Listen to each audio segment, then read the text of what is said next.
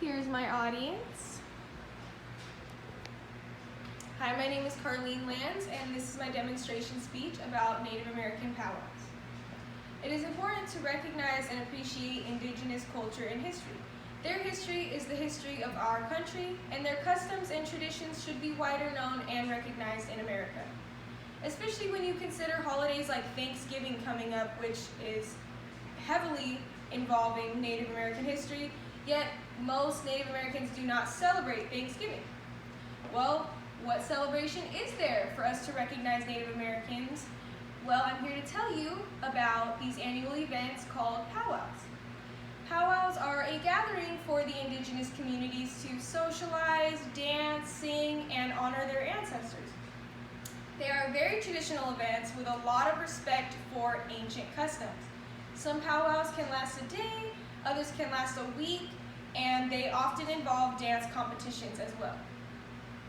They always start with the grand entrance, and this is a very important part of every powwow. It's been there ever since they started over 100 years ago. It is led by the elders and veterans, because elders are very respected in their community. And then it is followed by the dancers, who are then led into the dance circle. Everyone who is attending a powwow must stand for the grand entrance. During this time, they will also wave tribal flags and also American flags. After the grand entrance is when they start doing their dances, and an important part of the dances is the regalia that is worn by the dancers. And it is based on the type of dance that they do. Each one is different. So the jingle dancers, for example, their regalia will be decorated with metal cones so that when they dance, it will make a sound for the music. There are also shawl dancers who wear beautiful, colorful shawls, and they represent butterfly wings. When you spread them out, it'll look like butterfly wings, and that's usually younger people do those dances. And then the men, they always wear bustles of feathers, which I printed out a picture to see. Big feathers like that, and they will wear those to represent bravery and like warriors. That's the dance that the men will do.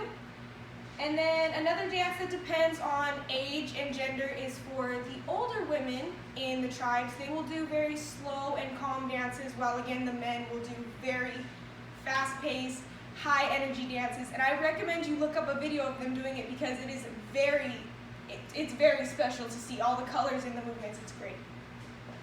And regalia is also a very special part of this culture because it can be passed down for generations as a family heirloom that they do for powwows for years and years.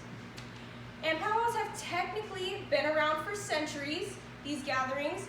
They were originally for individual tribes only, and it was normally for a religious ceremony, or they would welcome home successful war parties. The word powwow comes from the North American native language Algonquin, which was used to describe healing ceremonies with spiritual leaders and medicine men. However, the first official powwow was the Ponca powwow in Oklahoma in 1879. This territory was very intertribal, so it was lots of tribes, with approximately 67 tribes were associated with the land. So that's when it started becoming a bigger gathering, not so small.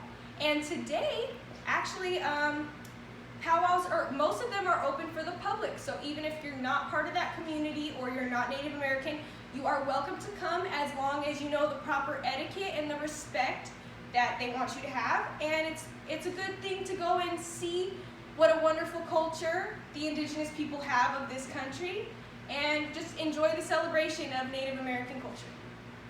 Thank you, and I'll show my audience.